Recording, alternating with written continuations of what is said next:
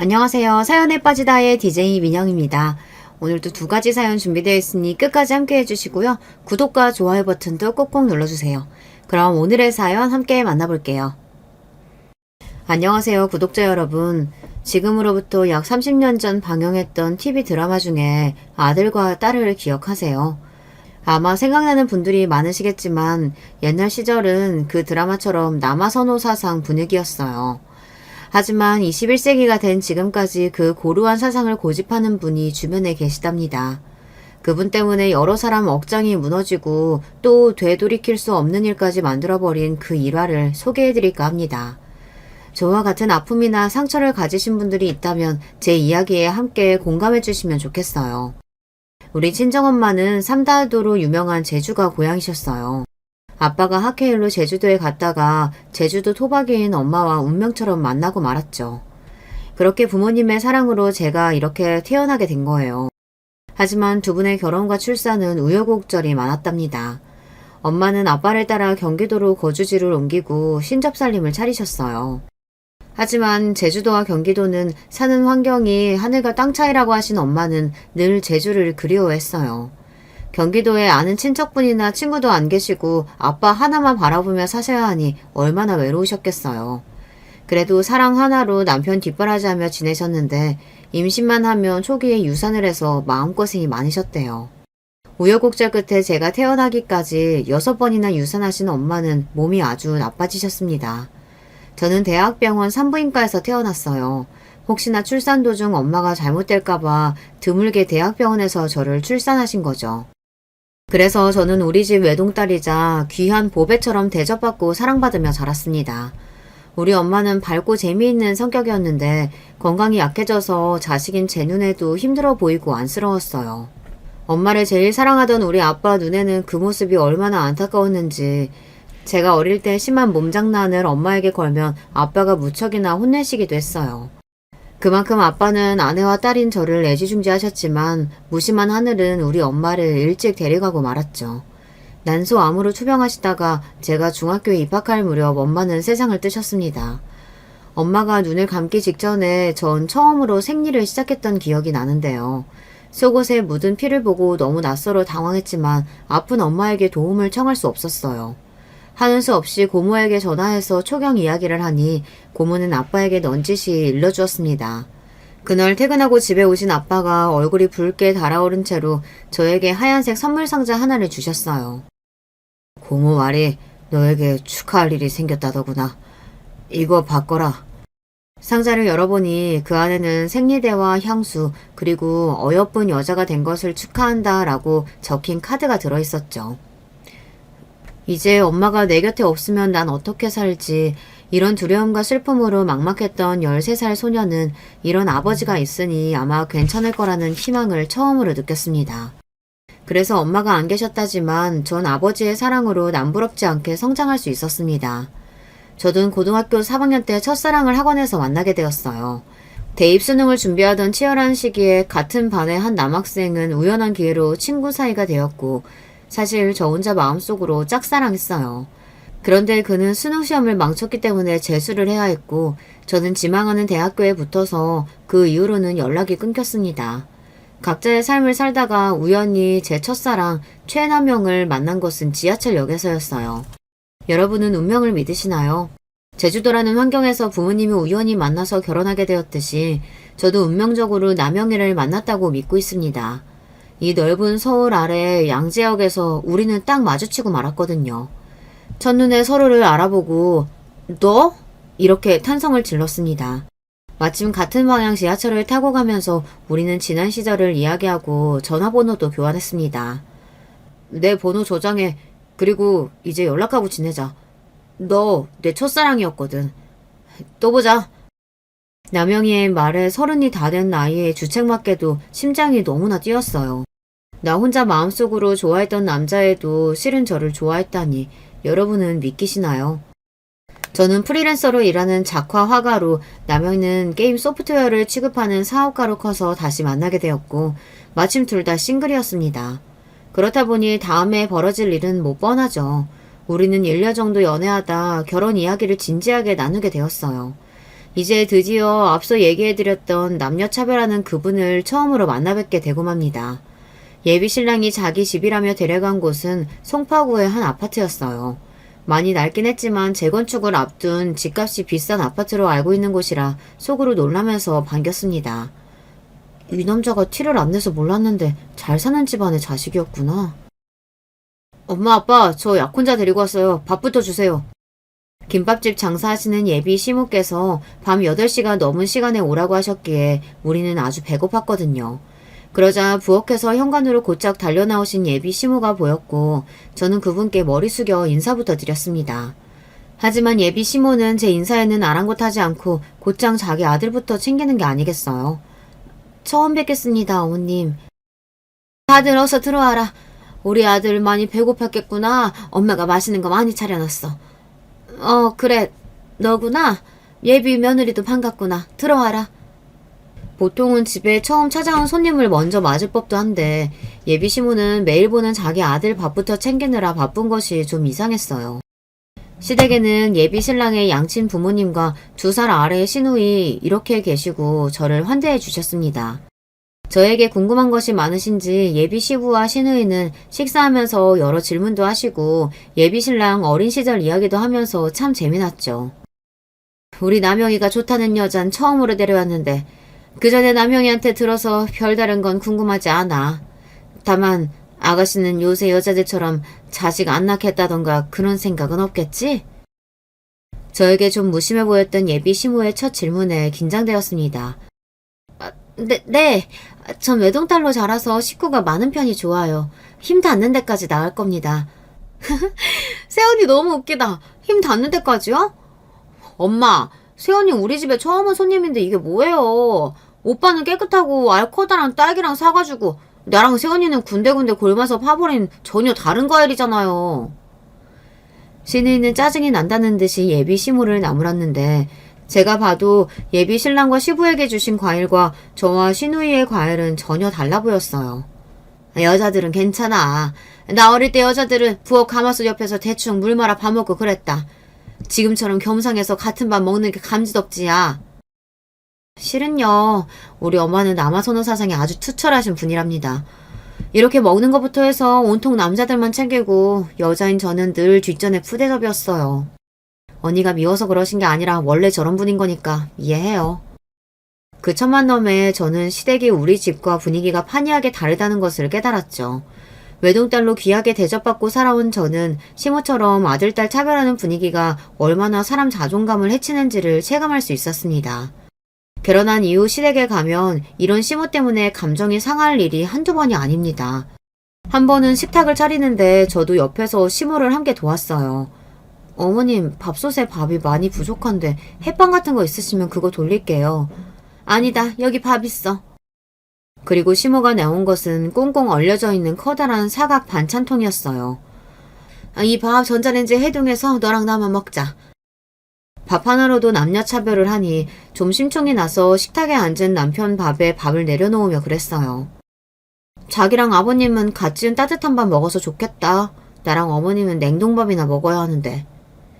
제 얘기에 남편은 자기 어머니를 한번 보더니 밥이 이것뿐이냐고 묻더라고요. 밥 모자라서 그런 거니까 넌 신경 쓰지 말고 주는 밥이나 맛있게 먹으면 돼. 에이, 다 같이 새밥 혼밥 섞어 먹으면 되지. 난 냉동밥도 잘 먹는데 왜 우리 아내한테만 줘요?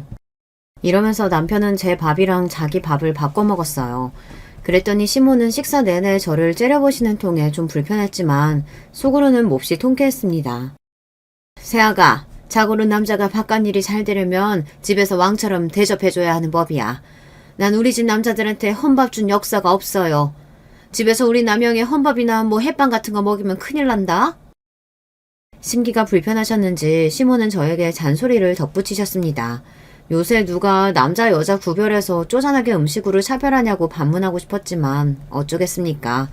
시모는 그런 분위기로 수십 년을 살아오신 분이고 제가 거기에 뭐라고 해봐야 싸가지 없는 년이라는 소리만 되돌아오겠죠. 그리고 저처럼 이미 갖은 차별을 받아온 산 증인이 있었어요. 바로 우리 손 아래 시누이입니다.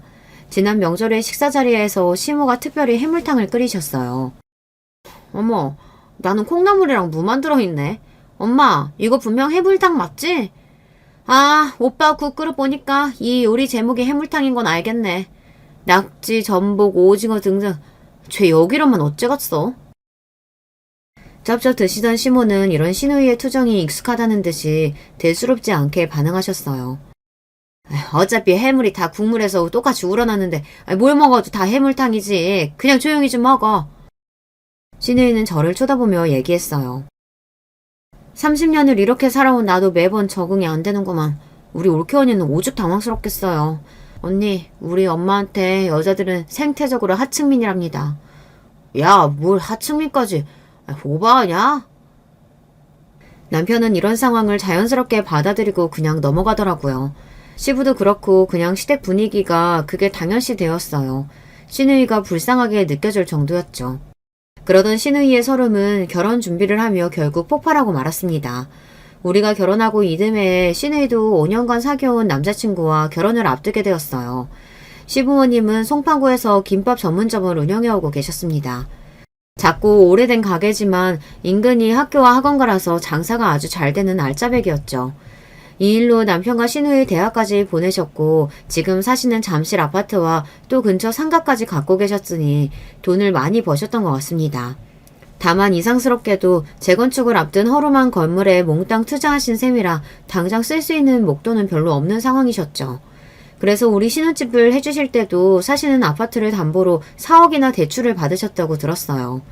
그 과정을 지켜본 시누이는 부모님이 자기 혼수를 얼마 도와줄 것이라고 기대하지 않았겠어요. 하지만 시누이가 결혼할 남자를 인사하러 데려오고 가전 등 혼수를 보러 다니는 와중에도 모른 채 하시더랍니다. 결국 참다 못한 시누이는 시모에게 대놓고 부탁드렸어요. 저 결혼 앞두고 한창 준비하고 있는데 엄마 아빠는 저 안 도와주실 요량이세요? 여자야 혼수나 예단만 해가면 될 것을 뭐. 너 벌어놓은 돈 없냐? 제가 회사 다니기 시작한 지 고작 2년 됐어요. 모은다고 모았어도 1,500만 원 뿐인데 결혼 자금으로는 턱도 없다고요. 오빠는 괜찮다고 사양해도 4억이나 주셨는데 전 얼마 도와줄 수 있는데요. 에? 네 오랍이랑 너를 비교하면 못 쓰지. 걔는 남자고 또 우리 집 장남 아니냐. 우리 상황이 넉넉해서 오랍이 해준 거 아니고 없는 살림에 대출받아서 겨우 해줬어. 너까지 어떻게 해주냐? 엄마, 그렇게 말씀하시면 저 너무 서운해요. 취직하기 전까지 집에서 논다고 김밥집에서 일 시킨 건 어쩌고요. 정말 저 시집 보낼 돈이 하나도 없으신 거예요? 정 없으시면 여기 앞에 상가 그거라도 팔면 안 돼요? 2년이 어디 그거 팔 생각을 해? 재건축만 대봐라. 그게 얼마까지 오를지. 그 알토란 같은 걸 지금 왜 팔아? 고장도 하나 시집 보내겠다고. 고작 시집이요? 시누이는 그날 펑펑 울면서 시모에게 깊은 상처를 입은 것 같았습니다. 옆에서 본 저도 시모의 한마디 한마디가 유리조각처럼 박히는 기분이었으니까요. 시모가 빈말로 한 게 아니라 정말로 딸 시집 보낼 때 예물 말고는 해줄 마음이 없었습니다. 남편을 위해 해준 것이라지만 어쨌든 저는 신혼집 도움을 받았는데 시누이는 저렇게 어려운 상황이니 저는 뭐라도 도움을 주고 싶었어요. 보다 못한 시부와 제가 겨우 돈을 모아서 시누이에게 2천만 원을 주었습니다. 아가씨 시집 보낸다고 모은다고 한 게 이 돈뿐이라 미안해요. 안 해요. 새언니 정말 고마워요. 나 우리 엄마랑 결혼할 거예요. 어디 귀한 아들 하나만 끼고 행복하게 사시라죠. 지난 세월 동안 시누이가 받은 상처는 이번 일뿐만이 아니었어요. 일찍이 미술에 소질이 있어서 학교 선생님이나 주변 사람들로부터 미술 쪽으로 나가보는 것을 권유받았지만 시모의 반대에 부딪혔답니다. 미술한다고 하면 돈 많이 든다던데 김밥 팔아서 너까지 뒷바라지 못한다. 너희 오빠 대학에 석박사까지 시키려면 그것만으로도 허리가 휘어. 그 미술에서 뭐 한다고 애가 이 고집이야. 이렇게 매정하게 나오는 자신의 엄마 때문에 결국 시누이는 미술에 대한 꿈을 접었어요. 이는 지금까지 두고두고 한으로 남아있대요. 나는 엄마한테 자식이 아니라 오빠 태어나면서 딸려 나온 사은품 같은 건가 봐요. 이번 일로 진짜로 느꼈고요. 앞으로 엄마한테 딸노릇 안 하고 살 거예요. 얼마나 사무쳤으면 시누이는 결혼한 이후 자기 친정집에 발걸음을 잘 하지 않았습니다. 명절에는 와서 얼굴만 비추고 밥 먹고 설거지하고 가버리고 시모 생신에는 찾아와 보지도 않고 통장 계좌이체로 용돈만 보내드렸어요. 하지만 시누이는 저나 시부 생일은 빼먹지 않고 챙겨주었고 자주 만나면서 살뜰히 챙겼습니다. 특히 저에 대해서는 시집갈 때 일이나 시모에게 차별받는 동지의식 같은 것이 있어서 친동생처럼 따르고 잘해주었어요. 이러한 시모로 벌어진 어이없는 일이 또 있었는데요. 어느 날 시부의 누님, 그러니까 시고모님께서 집에 방문하셨습니다.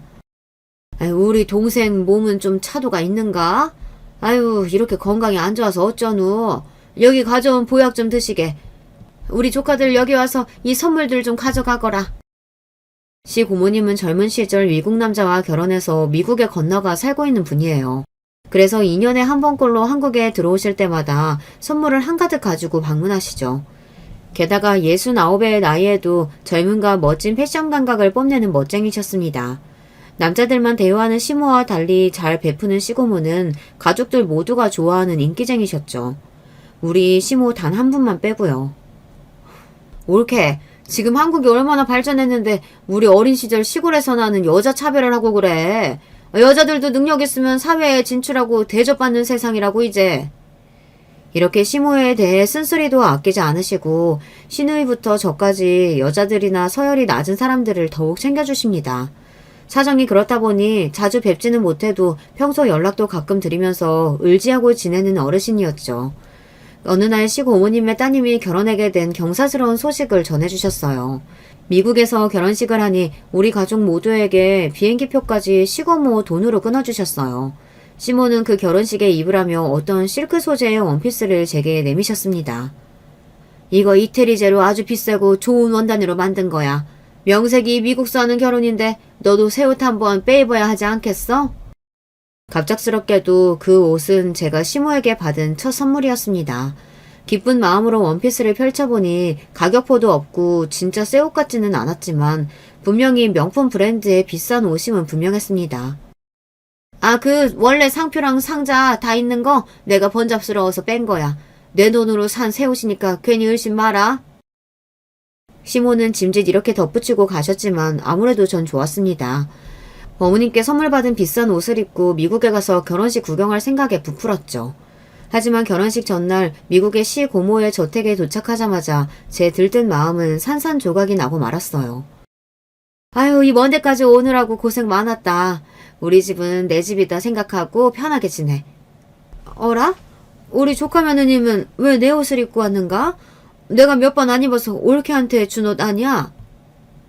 시모가 선물이라며 준 옷의 사정은 사실 이러했습니다. 시고모님은 우리 가족 모두에게 새 옷을 사입으라며 큰 돈을 주셨습니다. 한 사람당 100만 원에 가깝게 책정해서 말이죠.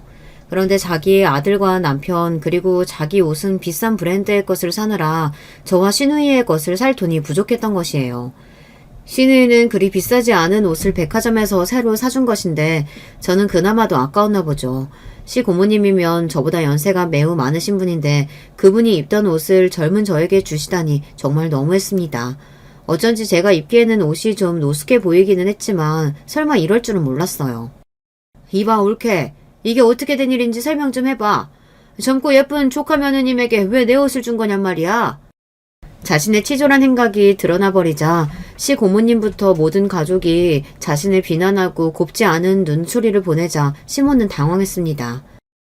아, 우리 며느리는 애가 워낙 알뜰해서 비싼 새 옷은 싫다네요. 아, 그리고 고모님이 주신 옷 보여주니 마음에 든다고 자기 달라 그러길래 줬어요. 안 그러냐, 며느라가? 이렇게 시모는 다급한 마음에 없는 말을 지어내고 저에게 도와달라는 눈짓을 했습니다. 고약한 시모를 돕기 싫었지만 일단 분위기를 봐서 전 말없이 고개를 끄덕였습니다. 시 고모의 저택은 으리으리했고 넓은 잔디 마당에서 바베큐까지 구워주시며 좋은 대접을 받았어요. 하지만 즐거웠던 마음은 이미 깨지고 우울한 제 기분 때문에 파티 분위기를 제대로 즐기지 못했습니다.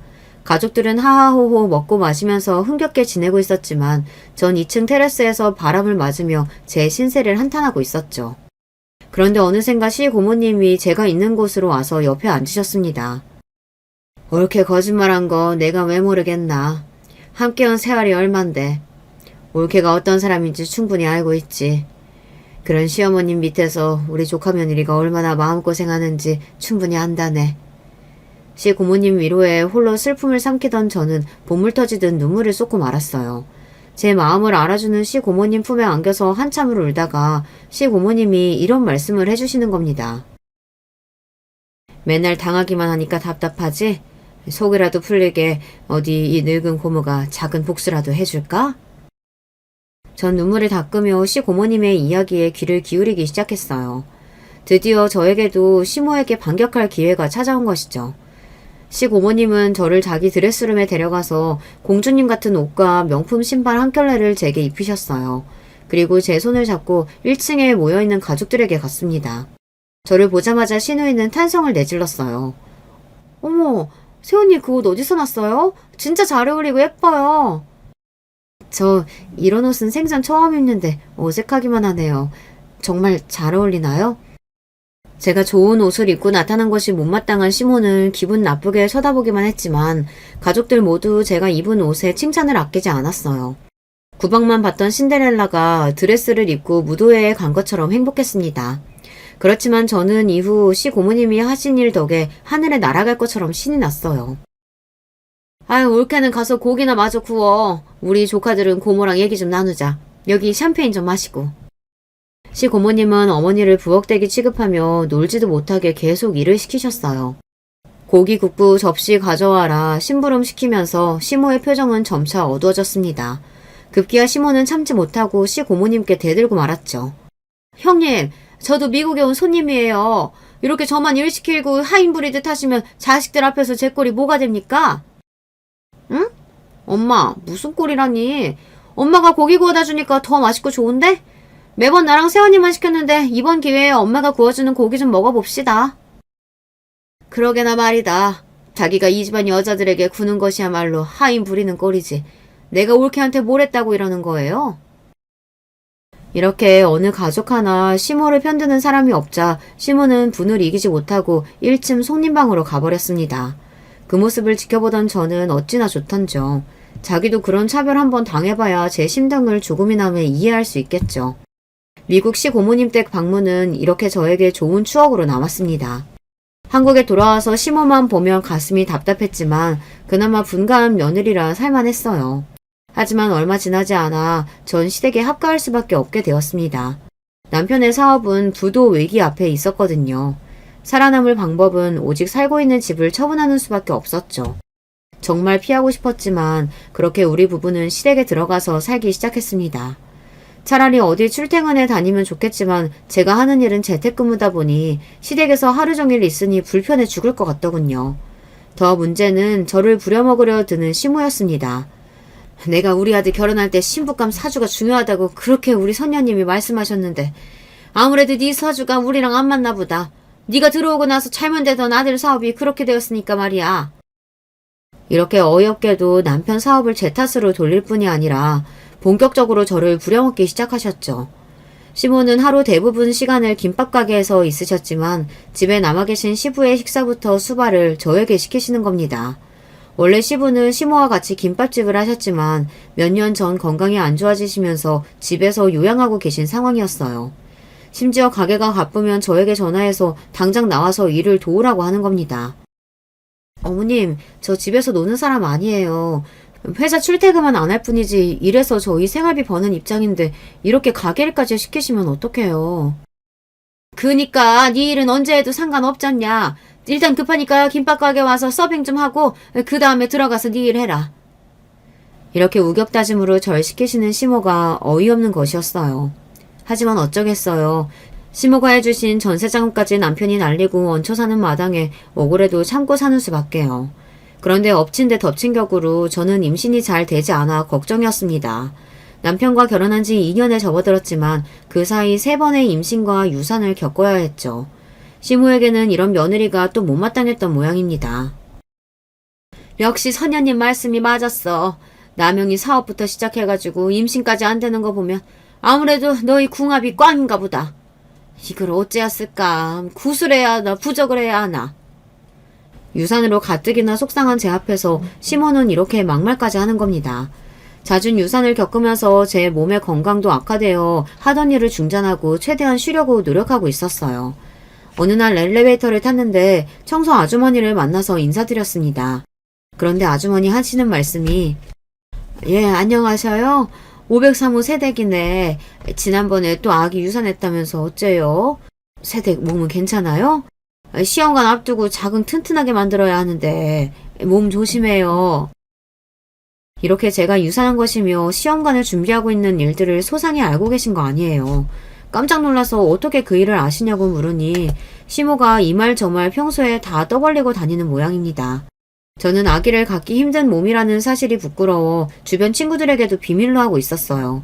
그런데 아무 상관도 없는 아파트 청소 아주머니, 김밥 가게 식당 이모님, 이런 분들에게 떠벌리는 시모가 정말 이해가 안 갔습니다. 임신이 안 돼서 속상하고 유산해서 몸 상하는 것은 바로 저잖아요. 그런데 제게 도움 하나 안 주며 부려먹는 양반이 제 치부를 이곳저곳 떠들고 다녀서 제 귀에까지 들어오게 만들었습니다. 이런 일로 저는 더 비참해지는 기분이라 시모에게 그러지 마시라고 말씀드렸죠. 어머님, 여기저기 제 유산한 이야기 하고 다니지 말아주세요.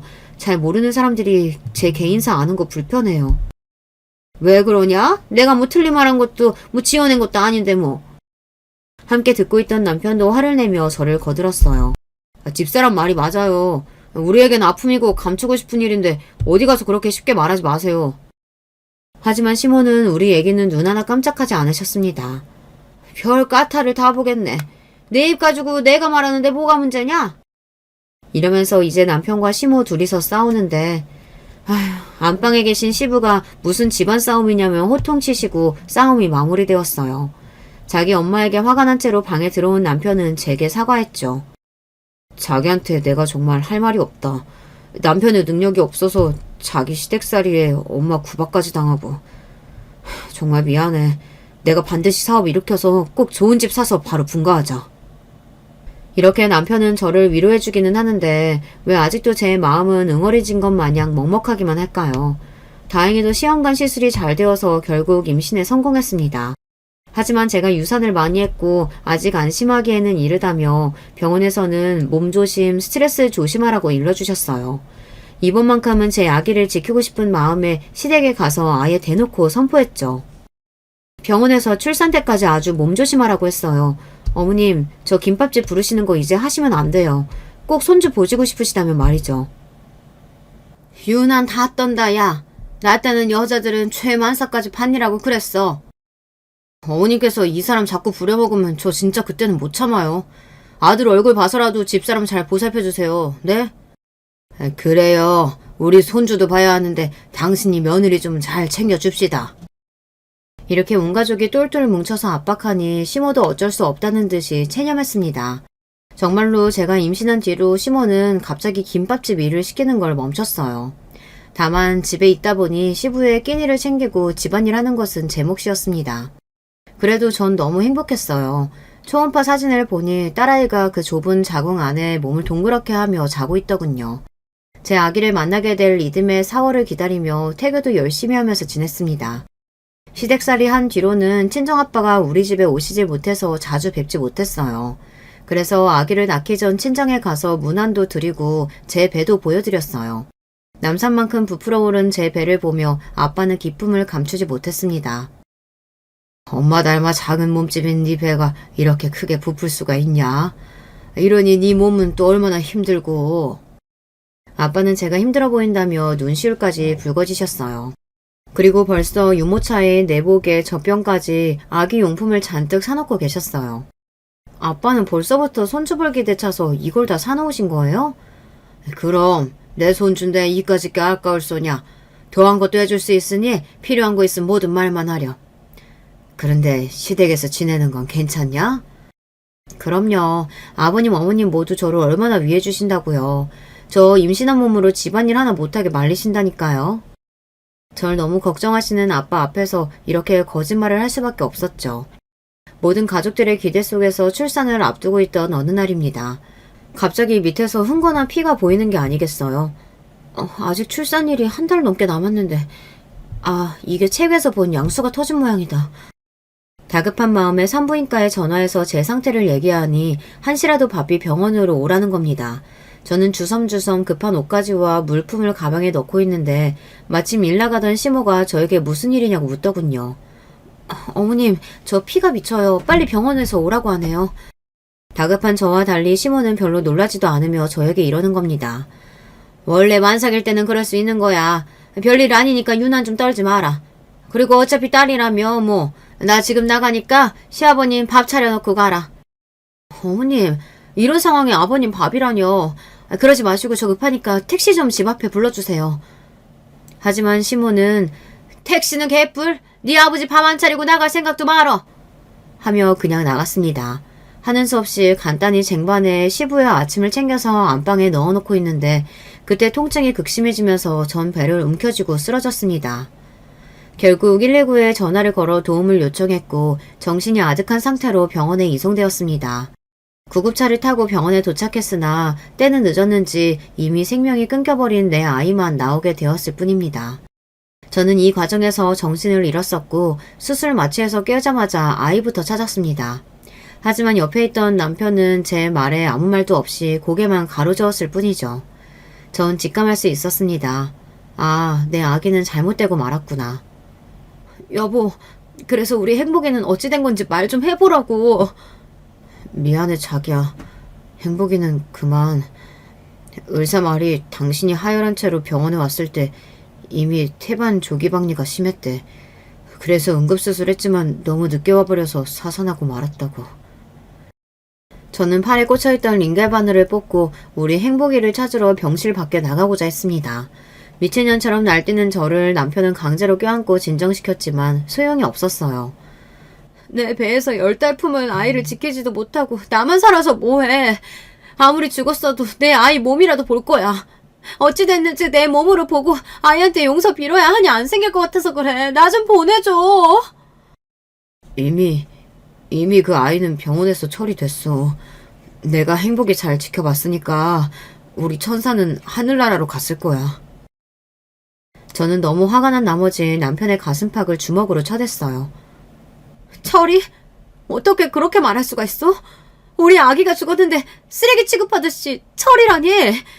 그래, 다 너 때문이야. 너희 엄마 때문에 내 아기가 이렇게 되고 만 거라고. 그깟 한 끼 안 먹는다고 사람이 죽니? 근데 아버님 아침이 뭐 대단한 거라고 며느리 손으로 밥상 차리게 해서 우리 아이가 이렇게 돼버린 거냐고. 남편은 제 말에 화들짝 놀랐습니다. 그게 무슨 말이야? 아버지 밥상이라니. 그리고 우리 엄마 때문이라니. 저는 진통이 왔을 때 시모가 나한테 어떻게 했는지 모두 남편에게 털어놓았습니다. 제 말을 들은 남편은 그 충격에 벽을 주먹으로 쳐대며 분노를 삭혔어요. 자기 말이 모두 사실이라면 나는 이제 우리 엄마 아들이 될 수 없어. 내 자식 죽인 엄마를 어떻게 용서할 수 있겠어. 주먹을 불끈 쥔 채 남편은 말릴 겨를도 없이 병원 밖으로 뛰쳐나갔습니다. 남은 저는 믿을 수 없는 현실에 병실에 누워 울부짖고만 있었어요. 이후 후 제 사정을 이해하듯 간호사가 들어와 수면제를 놓고 가니 전 그대로 잠이 들어버렸습니다. 그리고 다시 눈을 뜨자 한숨을 쉬는 우리 아빠의 얼굴이 보였죠. 아빠를 보자마자 울컥해서 저도 모르게 눈물이 뺨을 타고 흘러내렸어요. 이미 사정을 다 들으셨는지 아빠는 저에게 괜찮다, 괜찮을 거다 이 말만 하시며 제 옆에 계셔주셨어요. 근데 우리 남편 최서방은 어딨어요? 최서방이 몇 시간 전에 나한테 전화했다. 애가 얼마나 울었던지 목소리가 다 뭉개져서 계속 장인어른 죄송합니다. 저 때문에 또 저희 엄마 때문에 이 말만 100번은 한 것 같다. 네가 이렇게 된 게 다 안싸돈 때문이라던데 맞냐? 네, 믿기지 않으시겠지만요. 시어머님은 남아 선호사상에 뿌리 박힌 분이라 여자는 사람 취급도 안 하세요. 그간 말씀드리지 못한 구박과 차별 생각만 해도 급하게 병원 가야 하는데 그깟 달러하러 병원 가냐고 시아버지 밥 차리게 시켰어요. 제 말에 친정아빠는 충격을 받으신 듯 아무 말도 못하셨습니다. 한참 동안 고요한 침묵이 흐르다가 아버지는 무슨 결심이 서신 듯 벌떡 일어나셨습니다. 너 병원 퇴원하는 날 아빠가 또 올게. 당장은 내가 해야 할 일이 있구나. 세연아, 너희 엄마는 6번의 유산 끝에 너를 건강히 출산했어. 그러니까 너도 이번 일로 좌절하지 말고 일단 몸부터 회복해야 한다. 병은밥 빼먹지 말고. 그리고 아빠는 그대로 나가버리셨습니다. 그날 밤에 시부모님이 찾아오셨지만 저는 침대에서 돌아놓은 채로 시모의 얼굴도 보지 않고 그 말에 대꾸조차 안 했습니다. 시부모님이 왔는데 인사도 없는 독한 며느리를 봤나. 야, 네 애가 그렇게 된 게 왜 내 탓이던? 어제 네가 무슨 말을 했기에 우리 귀한 아들이 나한테 그럴 애가 아닌데 엄청 화 쏟아내고 갔어. 야. 다 네 자궁 탓이야. 괜히 시어머니 탓하지 마라. 앞으로 난 어머님과 말 섞고 싶지 않으니까 나가세요. 간호사나 경비원 불러서 억지로 나가시게 해드려요? 아이고, 저 말하는 것 좀 보소. 애도 못 낳고서 뭘 잘했다고 며느리가 아주 상전이야. 이렇게 끝까지 속으로 욕 나오게 만들고 나서야 시모는 돌아갔습니다. 혼자 슬픔을 삭히면서 병원에서 퇴원하는 날 약속대로 아빠가 오셨어요. 어떤 일인지 아빠의 얼굴은 전보다 편안해 보였습니다. 그리고 저에게 해주신 이야기인 즉슨 이 아빠가 우리 딸 복수하느라 바빴지 뭐냐. 아주 길고 긴 싸움이 되겠지만 끝까지 너희 시어머니한테 쓴맛을 보여줄 테다. 의기양양하게 아빠는 며칠 동안 하신 일을 설명해 주셨어요. 바로 이 모든 불행의 시작인 시모에 대한 복수였죠. 시모가 시댁에서 떵떵거리고 제 목소리를 낼 수 있었던 게 재산의 탓이 컸습니다. 그런데 그 재산 대부분이 재건축을 앞둔 아파트와 상가에 묶여 있었기에 시모는 40억이나 되는 돈을 실제로 만져보지도 못한 채 김밥 장사나 해야 했어요. 재건축에 바람이 불어서 주민 동의서를 받고 있던 상황이라 시모는 이제야 새 집에도 살고 큰돈 좀 만져볼 희망에 부풀어 있었죠. 빨리 하고 싶어서 김밥집에 오는 동네 사람들마다 붙잡고 재건축 동의하고 절차에 협조하라며 설득할 정도였어요. 이렇게 시모가 바라던 재건축의 꿈을 우리 아빠가 꺾어버리신 겁니다. 아빠는 시모와 같은 건물에 금매로 나온 상가를 샀고 지분 쪼개기도 하고 인근 상인들을 선동했던 거예요. 여기 재건축 빨리 나봤자 저 아파트 주민들만 좋은 일 시키는 거 아니겠습니까? 우리 같은 상인들이야 재건축 기간 동안 장사 못해서 받은 손해는 어쩌고요. 그러니까 우리한테 제대로 된 영업 손실 보상해줄 때까지 재건축 막고 버티자고요. 이렇게 친정아빠는 잘 진행되고 있던 재건축 사업을 막고 나섰습니다. 이 소식을 알게 된 시모는 친정에 찾아와 화를 내셨습니다. 전 퇴원한 뒤로 시모의 낯짝만 봐도 괴로워서 남편과 함께 친정에서 머물고 있었거든요. 재건축 조합장 얘기 들으니까 사돈 언니이 우리 재건축 막고 있다던데 그게 진짜 사실이요? 예, 사부인께서 집안 전 재산을 그곳에 묶어버렸다기에 제가 손 좀 썼죠. 능청스러운 아빠의 말에 시모는 소리부터 빽 질렀습니다. 아니 왜? 아니 무슨 억한 심정으로다가 그런 짓거리를 한단 말이에요? 당장 멈추지 못해요? 친정아빠는 얼굴에 있던 미소를 거두고 험악한 표정으로 돌변해서는 시모에게 이렇게 호통치셨죠. 당신이 내 딸을 머슴처럼 부리고 하대하니까 나한테는 누구보다 귀한 딸 자식이요. 그런데 당신 때문에 내 손녀까지 잃고 말았으니 가만히 있을 수가 있어야지. 시모는 기가 막히다는 듯 혀를 쳤어요. 제 몸 부실해서 아기도 못 지킨 게 왜 시어머니 탓을 해? 새아기 너 설마 결혼 전에 몸 어디 막 굴린 거 아니냐? 아니 말로 어디서 뭐 그러더라. 매독에 걸리면 그렇게 유산이나 사산하기가 쉽다고 말이다. 시모는 이렇게 입에 담을 수도 없는 막말까지 해버렸습니다. 기막혀야 하는 친정아빠가 혼내주려던 찰나에 이제 남편까지 폭발해버렸어요. 진짜 우리 엄마 맞아요? 내 아내한테 그런 말까지 하다니 믿기지가 않네요. 장인어른 때까지 와서 이게 무슨 행패입니까? 어서 썩 돌아가세요. 그리고 앞으로 며느리는 물론 아들까지 어머니 보지 않고 살 겁니다. 남영아, 우리 아들 엄마한테 그러는 법이 어딨어. 내가 너를 어떻게 키웠는데 금이야 오기야 그 누구보다 귀하게 말이야. 그런데 그런 엄마랑 절연하고 살겠단 말이냐? 만약 네가 그렇게 네 멋대로 굴면 유산이고 뭐고 없다.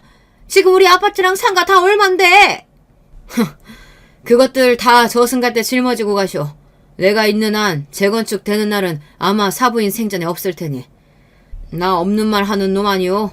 입 밖에 꺼내마당에 내 목숨 걸고 끝까지 해낼 테니 두고 보쇼. 이렇게 두 남자가 달려드니 그 기가 센 양반이 아무 말도 못하고 돌아가더라고요.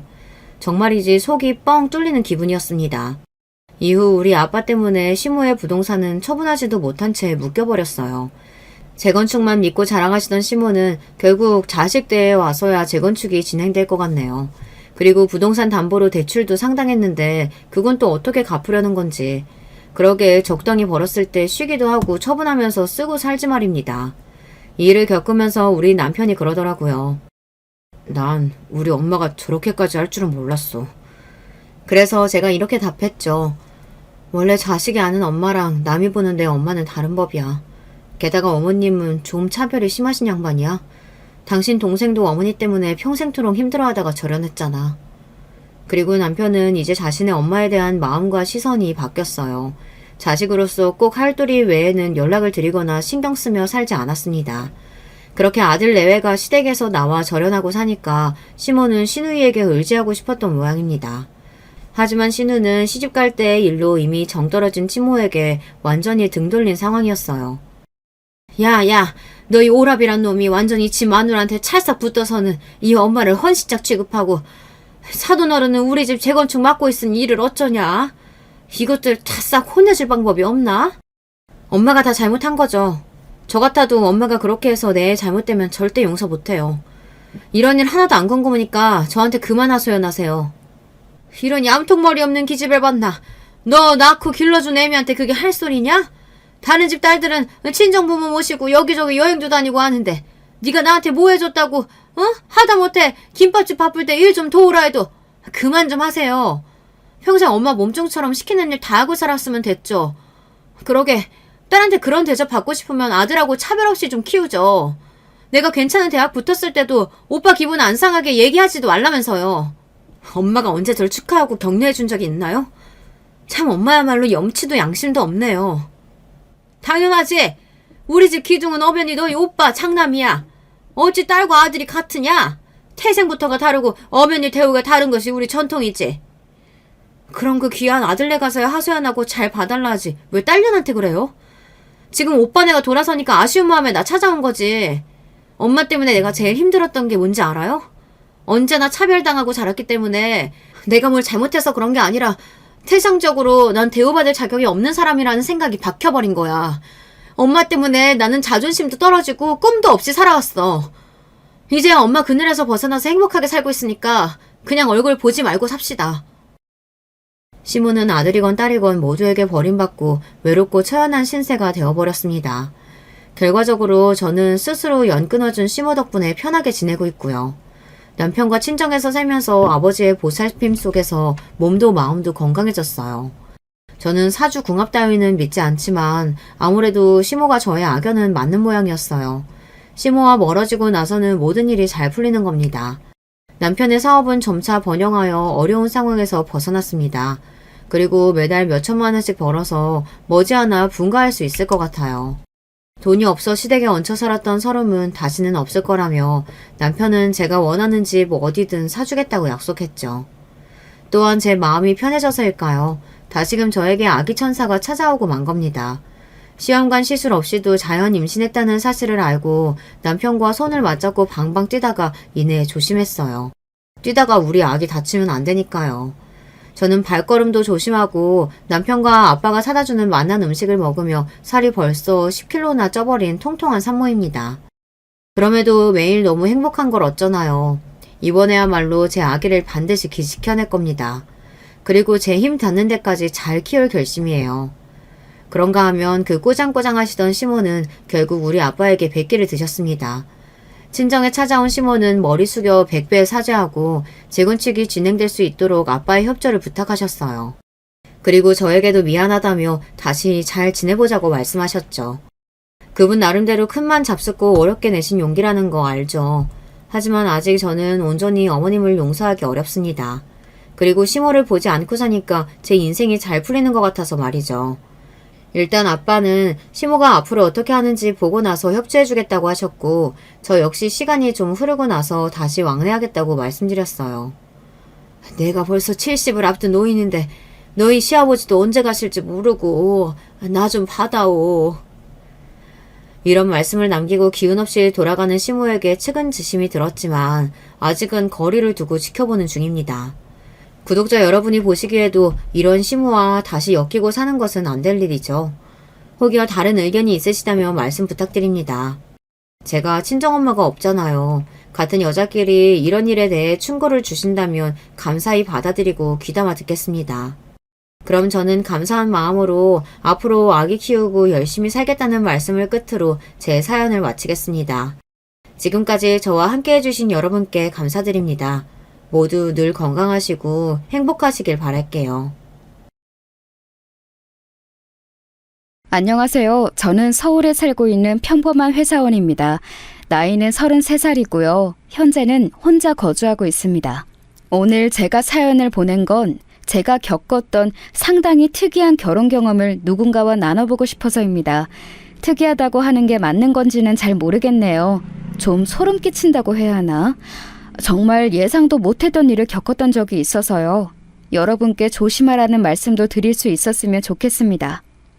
저는 30살에 결혼을 했습니다. 지금부터 3년 전 2020년이었는데요. 코로나 영향 한복판이었을 때 결혼한 것이라 여러 가지로 어려움을 많이 겪었습니다. 저는 작은 수출업 업체에 다니고 있는데 아무래도 경기 탓에 회사도 어려웠고 그 때문에 급여도 많이 밀리고 그랬거든요. 아무래도 다양한 방면에서 결혼하기 쉬운 상황은 아니었죠. 다른 지인들도 결혼을 결정했다가도 모두들 취소하거나 미루는 때였는데 그래도 저는 그 당시 결혼을 감행했습니다. 왜냐하면 그때 제가 정말로 사랑하는 여자친구를 만났었기 때문이었죠. 저하고 나이 차이는 좀 나는 편이었는데 정말 예쁘고 발랄한 사람이었어요. 당시 23살이었으니까 저하고 7살 차이였죠. 20 초반이라 아직 어린 탓에 좀 철없는 면은 있었지만 그만큼 순수하기도 하고 명랑해서 제가 정말로 많이 좋아했어요. 이 사람 아니면 결혼 못하겠구나.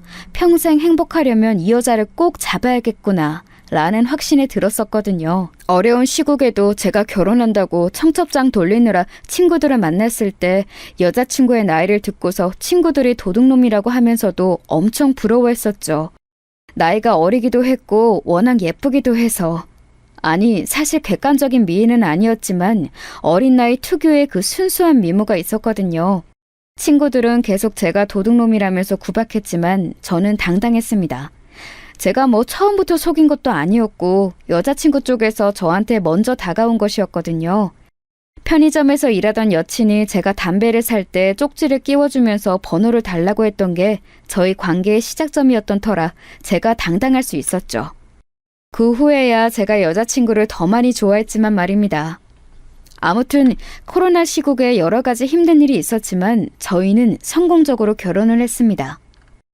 회사가 어려운 탓에 제 급여가 밀리기도 해서 금전적으로도 빠듯한 편이었는데요. 게다가 아버지가 말기암으로 사실상 6개월 시한부 판정을 받아놓고 계셨던 터라 집안 분위기가 뒤숭숭하기도 했습니다. 그래서 결혼 자체도 근사하게 하지 못하고 소규모 정말 가까운 지인들만 모아서 하는 스몰 웨딩으로 치렀어요. 레스토랑을 하나 빌려서 지인들 참석하고 적당히 함께 식사를 하는 결혼식이었죠. 사실 여자친구, 아니 이제 아내가 된 내 여자한테 미안하기도 했습니다만 그래도 그녀의 특유의 긍정적이고 명랑한 태도로 우리 결혼을 받아들여 주었어요. 그러니까 제가 제 아내한테 얼마나 고맙고 행복했을지 그리고 그녀를 얼마나 사랑했을지 아실 수 있을 겁니다. 아내에게는 부모님이 안 계셨고 언니 한 명만 있었기 때문에 스몰 웨딩이 조금 더 쉬웠던 것 같기도 하고요.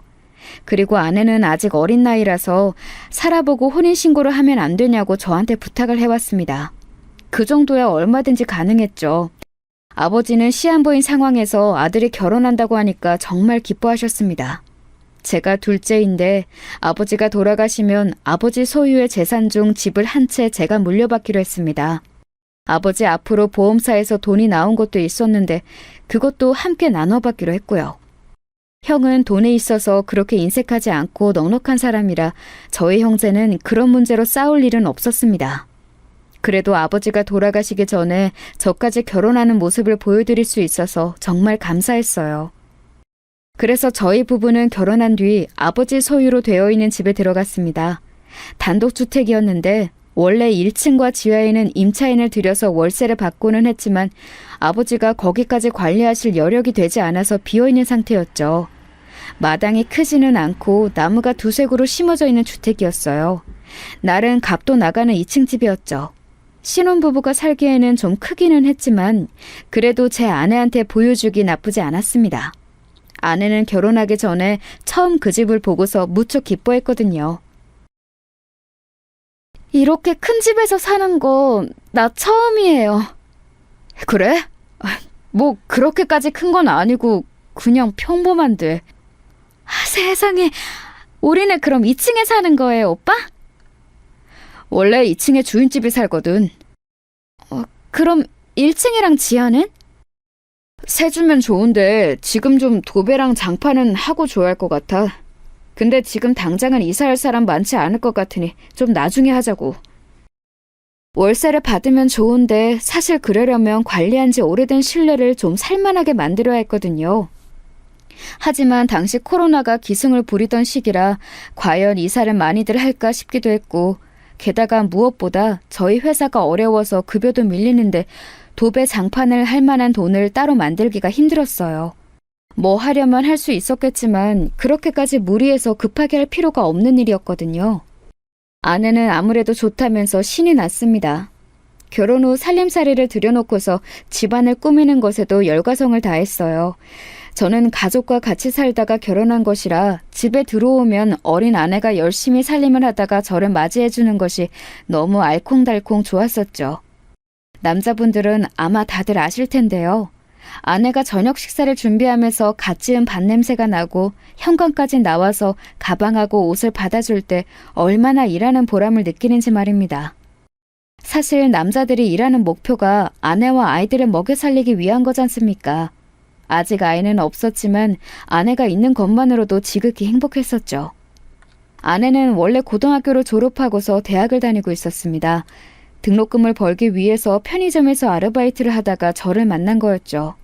그래도 등록금 정도는 자기가 벌어서 다니는 게 낫지 않냐면서 편의점에서 계속 일을 하겠다고 고집을 피우는 아내를 말린 건 저였습니다.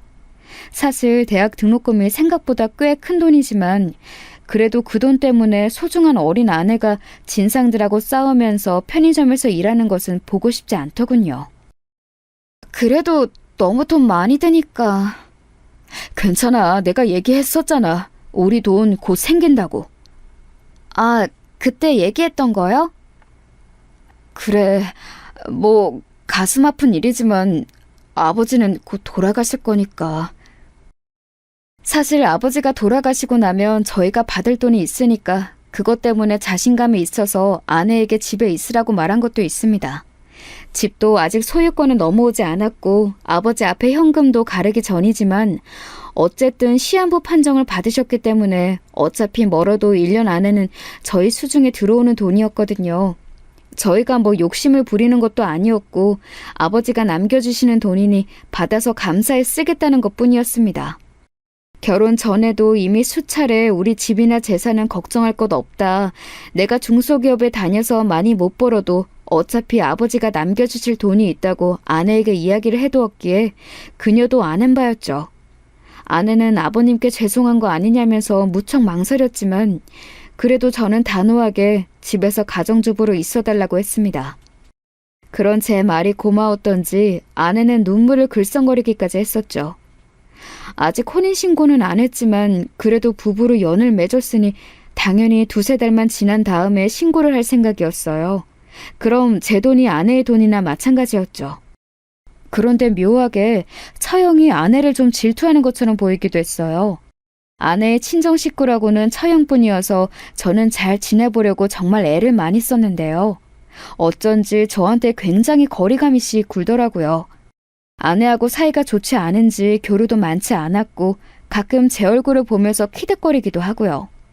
제 나이가 많다고 조롱하는 느낌도 들어서 별로 기분이 좋지는 않았습니다. 하지만 그것을 제외하고는 결혼 직후에 정말 행복했습니다. 코로나 당시라서 신혼여행은 다녀오지 못했어요. 그냥 휴가 내고서 근교로 나가서 같이 맛있는 것이나 먹고 다녔습니다. 그래도 아내는 무척 즐거워했고 제가 보여주는 것들에 대해서 행복해했어요. 어린 나이인지라 순수하게 반응해주는 것이 너무 고마웠습니다. 이전까지 사귀었던 여자친구들은 대부분이 너무 닳고 달아서 제가 어딜 데려가도 그렇게 고마워하거나 기뻐하는 사람들이 없었거든요. 어리고 순수한 사람을 배우자로 찾는 남자들이 왜 그런지 누구보다 잘 이해할 수 있는 게 바로 저였습니다.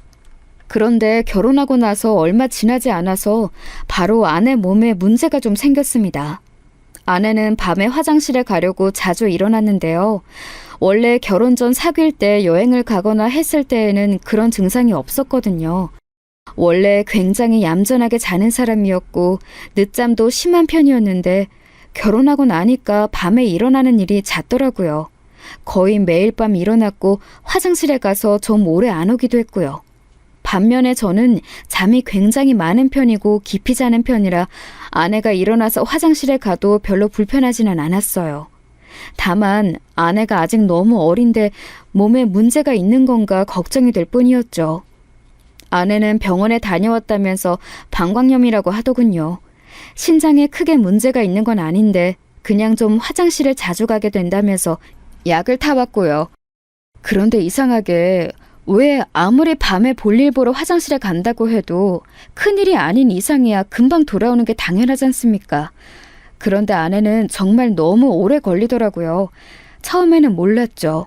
저는 밤에 깊이 잠들고 아내가 나간다고 해도 금방 오겠거니 하고 다시 잠들었으니까요.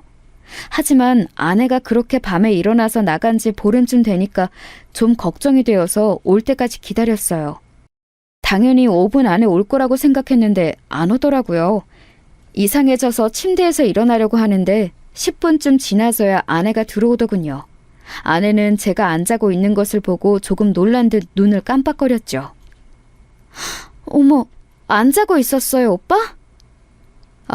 잠이 깼다가 안 들었는데 너무 오래 안 와서. 그냥 자지. 화장실 사정을 뭘 알려고 그래. 아내는 조금 민망한 듯이 얼굴을 붉혔죠. 그러고 보니 사실 갓 결혼한 아내가 남편이 화장실 사정을 신경 쓴다면 얼마나 부끄럽겠어요. 그래서 저도 제 생각에 짧았다 싶어서 얼른 웃으면서 아내를 그냥 끌어당겨 안았죠. 그런데 이상하게 아내 옷이 차갑더군요. 당시 가을이었는데 아내가 추운 걸 싫어해서 집안은 항시 따뜻하게 보일러를 돌리고 있어 옷이 차가워질 일은 없었어요. 적어도 집안에서 차가워질 수 있는 정도의 온도와 그렇지 않은 곳의 기온에는 차이가 있었죠. 지하와 1층이야 비어있어서 난방은 전혀 돌리지 않았으니 차갑더라도 2층 화장실을 썼는데 이렇게 차가울 리가 없었습니다. 이상하긴 했는데 저는 이 밤에 구태여 물어볼 곳은 없다고 생각했어요. 화장실 갔다가 잠깐 베란다라도 나가서 바람 쐬었겠거니 생각했었죠. 그래서 그날은 그냥 아무 생각 없이 잤습니다.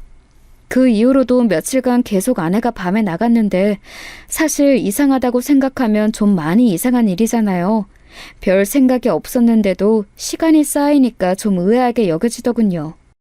그래서 결국 한 달쯤 지났을 때 아내가 일어나서 살그머니 나가는 것을 느끼고 저도 깨어났습니다. 그때 불쑥 아내 뒤를 따라가 볼까 생각이 들더라고요. 뭐가 답답한 일이 있어서 자꾸 밤에 나가 바람을 쐬고 오는 것인지 아님 화장실에서 배가 아프기라도 한 건지 걱정도 되었으니까요. 그래서 소리가 안 나게 조심히 아내 뒤를 따라갔습니다. 화장실 사정 알려고 한다고 아내가 부끄러워할까봐 조심조심 안 들키게 걸었죠. 그런데 아내가 화장실로 안 가고 아래로 내려가는 층계로 향하더군요. 저희가 살던 2층에서 1층과 지하로 실내, 실외 모두 계단이 연결되어 있었거든요. 세를 주는 곳이라서 실내 계단에 중간문이 있고 거길 막아두는 형식이었는데 그걸 조심스럽게 열고서 아래로 내려가는 겁니다. 바람을 쐬려면 베란다로 나가든지 아니면 화장실은 반대편이었는데 이상한 일이었죠. 제가 따라 내려가는 것도 모르고 아내는 아래로 모습을 감췄습니다. 들킬까봐 약간 거리를 두고서 아내 뒤를 밟았는데요. 어차피 그 계단은 한 곳으로만 향했으니까요. 아래쪽 지하실에 불이 켜지더군요. 문을 살짝 닫고 들어갔는지 문틈으로 빛이 흘러나왔어요. 저는 왠지 긴장이 되어서 등에 식은땀도 날 지경이었습니다.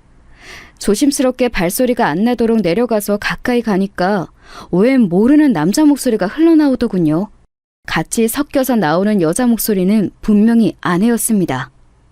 솔직히 아내가 겁에 질리거나 싫은 기색이었다면 전 당연히 그녀가 협박받거나 집에 강도가 든 거라고 생각했을 겁니다. 하지만 목소리만 들어도 이미 아내는 아주 즐겁고 행복한 듯한 기색이었죠. 남자 역시 아주 다정한 듯한 목소리였습니다. 저는 약간 머리가 멍해진 채로 다가가서 문틈으로 슬쩍 들여다보았어요. 그리고 지하실에는 어떤 남자와 제 아내가 같이 끌어안고 이야기를 나누고 있었습니다. 남자는 마치 노숙자처럼 허름한 차림이었지만 체격이 무척 좋았죠. 여기 춥지? 보일러를 아예 꺼놔서 어떻게 할 수가 없네. 견딜만 해. 괜찮아. 어차피 겨울 되기 전에 나갈 거잖아. 진짜 알았어. 자기, 나 이제 올라가 봐야 해. 그 인간이 요새 자꾸 깨더라. 에이, 알았어. 귀찮네 진짜. 여차하면 확. 무서운 소리 하지 말고. 아내는 깔깔 웃으면서 한 번 더 남자를 꽉 끌어안더군요. 곧 나올 것 같아서, 그리고 그 상황에 제가 분명히 걸리면 안 될 것 같아서 저는 정신없이 위로 올라왔습니다. 물론 발소리가 안 나도록 조심하면서요. 무슨 상황인지 알 도리가 없었지만 절대 지금 아내가 절 눈치채게 만들면 안 된다는 것만은 본능적으로 알 수 있었죠. 제가 급히 먼저 올라와서 침대에 가서 눕자 조금 뒤에 2층 화장실 문이 닫히는 소리가 크게 나더군요. 그제야 알 것 같았습니다. 그동안 저렇게 내려갔다가 제가 혹시라도 의심하지 않도록 2층 화장실 다녀온 것처럼 소리를 냈다는 것을요. 저는 혹시라도 일어났던 것이 들킬까봐 숨을 죽이고 이불 밑에서 꼼짝도 하지 않고 누워 있었습니다. 곧 아내가 들어왔고 제가 자는지 안 자는지 살피는 기색이더니 제가 움직이지 않자 곧 안심한 듯 침대에 누웠어요. 제가 누운 자리에서 제법 멀찌감치 떨어져서 몸이 닿지 않는 곳이었죠. 자기 직전에 저한테 안기면서 애교를 부리던 때와는 완전히 다른 모습으로 제게서 멀어져서 꽤 쌩한 분위기인 채로 멀찍이서 잠을 청했습니다. 머릿속이 복잡했어요. 하지만 이것을 그냥 그대로 아내한테 추궁하면 안 된다는 사실 정도는 알 수 있었죠. 그래서 저는 다음날 아침 식사도 얼레벌레 대충 하고서 급하게 밖으로 나왔습니다. 집 지하실에 이상한 남자가 있고 심지어 그 남자를 아내가 다정하게 끌어안고 있었다는 건데 머리가 터져버릴 것 같았습니다. 어린 아내와 결혼해서 이제야 정말 행복한 가정을 꾸리고 내 인생을 살 수 있겠구나 싶었는데 말이죠. 이 이상한 일을 대체 어디서부터 어떻게 처리해야 하나 감이 잡히질 않았습니다. 결국 그날은 회사에서도 거의 일을 하는지 마는지 모를 정도인 상태가 되어서 결국 오후에 반차를 내고 나와서 커피숍에 앉아 있었습니다. 혼자 머리를 식히면서 앉아 있다 보니 이게 보통 일이 아니라는 생각이 들더군요. 저 혼자서는 어떻게 해야 할지도 잘 모르겠어서 당황스러웠습니다. 사실 당시 아버지는 시한부로 누워 계시지 그러다 보니 형도 어머니도 모두들 아버지한테 정신이 뺏겨 있는 상황이라서 제가 뭘 고민 상담조차 하기 힘들겠더라고요. 그래서 고민 끝에 저는 인터넷에서 흥신소를 검색해서 그곳에 전화를 했습니다. 처음 전화 걸기가 힘들었지 일단 연락이 되니까 예상보다 간단하더군요. 흥신소에서는 이미 이런 종류의 일들을 많이 접했는지 생각보다 그렇게 막 놀라지도 않고 알겠다고만 했습니다. 남자의 정체와 이 일이 대체 어떻게 된 건지 그걸 좀 알아내달라고 했더니 그러겠노라고 하면서 그러더군요. 선생님, 사실 이런 일은 불륜일 때가 많습니다. 마음의 준비는 좀 하셔야 할 거예요. 불륜이요? 머리가 멍했습니다. 저는 지금 너무 깨 쏟아지는 신혼인데 갑자기 불륜이라니 설마 그건 아닐 거라고 생각하고 있었지만 생각을 돌리는 건 쉽지 않았죠. 그 후로 흥신소에서 남자에 대해서 알아내는 며칠 동안 저는 집에 야근을 핑계대고 늦게 들어가면서 아내를 살폈습니다. 아내는 제가 벨을 누르면 밝은 얼굴을 하고서 문을 열어주고 저를 껴안아줬지만 어떤 날은 1층 층계로 내려가는 실내 계단 쪽 문이 살짝 열려있는 날도 있었어요. 어쩌면 제가 없는 동안 그 남자가 2층에 올라와서 아내와 좋은 시간을 보내다가 제가 오면 사라지는 것일지도 몰랐죠. 실내 계단 쪽에 숨으면 실외 계단으로 올라오는 제가 일부러 찾을 리가 없었으니까요. 솔직히 말하면 소름이 끼쳤습니다. 그동안 너무 순수하고 예쁘다고 생각했던 아내의 얼굴조차도 이제는 견디기 힘들 정도였어요. 불과 그 장면을 봤다고 해서 이렇게나 감정이 뒤집히다니 놀라울 정도였죠. 아내는 제가 야근을 해서 너무 피곤하다고 둘러댄 핑계를 잘 믿었습니다. 잘 때도 일해야 하니까 작은 방에서 조금 더 서류를 보다가 자겠다고 하면 좋아하면서 그러라고 하더군요. 최대한 좋은 기색을 숨기려고 하지만 얼굴이 저절로 피었어요. 정말 어처구니가 없었습니다. 그렇게 야근을 핑계대면서 거의 열흘가량을 지켜보던 때 마침내 흥신소에서 연락이 왔습니다. 흥신소에서 사무실로 오라고 해서 갔더니 예상대로인 사실과 또 예상을 벗어난 사실을 모두 알려주었습니다. 선생님, 아내분은 불륜이 맞습니다. 불륜이라고 해야 할까? 그러니까 결혼한 지 지금 한 달 좀 넘으셨다고 했죠? 단도직입적으로 말을 시작한 흥신소 사람은 걱정스럽다는 얼굴을 하고 있었습니다. 저는 고개를 끄덕였죠. 예상은 하고 있었고 거의 확신에 가까웠는데도 직접 그 말을 들으니까 머리가 새하얗게 변하더라고요. 정신이 하나도 없는데 흥신소 사람이 그러더군요. 지금 그 지하실에 있다는 남자, 선생님이 출근하셨을 때 가끔 드나듭니다. 지하실에서 거주하는 것으로 보이고요. 그런데 나올 때도 머리를 푹 숙이고 모자를 쓰고 있어서 신원 파악하기가 힘들었는데 아내분 처녀 시절 주위 사람을 살펴보고 대조해보니까 나오더군요. 누구죠? 전 남자친구입니다. 이곳저곳에 알아보니 선생님하고 교제지간 동안 양다리를 걸치고 있었던 것으로 보입니다. 세상에. 말하자면 저와 사귀기 시작하면서부터도 그 남자와 관계를 유지했던 겁니다. 심지어 결혼한 후에 집에 끌어들여서 지하에 들여놓다니. 그리고 문제가 그 남자가 위험한 인물입니다. 위험이요? 예, 수배범입니다. 경제사범으로 보이는데 폭력 행위도 전과 중에 있더군요. 한 번도 아니고 상당히 여러 번이고 질이 나쁜 범죄자입니다. 예? 전 너무 놀라서 소리를 쳤습니다. 흥신소 사람은 놀란 줄 알았다면서 고개를 끄덕였는데요. 수배가 되어 있는 전 남자친구를 지하실에 숨겨준 것으로 보입니다. 아내분이 말이죠. 아니, 이게 말이 되나요? 예, 그리고 편의점에서 만났다고 하셨죠? 혹시 가까운 시일 내에 금전적으로 돈이 들어올 일이 있으신가요? 저는 머리가 멍해졌습니다. 그러고 보니 아내가 일하던 곳은 단골 편의점이었고 그곳에서 자주 바뀌는 알바생들하고 꽤 여러 번 이야기를 하면서 친해지고는 했었는데요. 아내도 마찬가지였습니다. 처음에는 아내가 워낙 어려서 설마 사귈 줄은 몰랐기 때문에 이런저런 이야기를 마구잡이로 했는데 어느 날 아내가 힘들어서 쪼그려 앉아있는 것을 보고 음료수를 한 잔 사주고 대화를 길게 나눴었죠. 그때 어색하니까 아무 이야기나 막 하다가 저희 집 아버지 이야기와 유산 이야기 같은 것도 어설프게 흘러나왔던 기억이 있었습니다. 제가 그 이야기를 하자 흥신소 사람이 알 것 같다는 듯이 고개를 주걱거렸습니다. 그럼 그때 이후로 아내분이 접근하신 거였죠? 예? 그러고 보니... 생각해보니까 그렇게 말을 나누고 난 이후에 아내 쪽에서 저한테 접근을 했던 기억이 났습니다. 저는 그게 당시에는 서로 대화를 오래 나누고 마음의 벽을 허물어서 그런 거라고 생각했는데 뭔가 이상했죠. 그때 아마 선생님하고 결혼할 계획을 세우고 있었을지도 모릅니다. 돈 때문에요. 가까운 시일 내에 돈이 생기는 일이 있는 거죠? 예.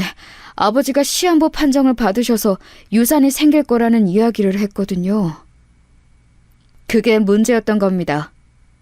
흥신소 사람이 고개를 절레절레 흔들었습니다. 저는 머릿속이 복잡해서 아예 멍한 채로 있었죠.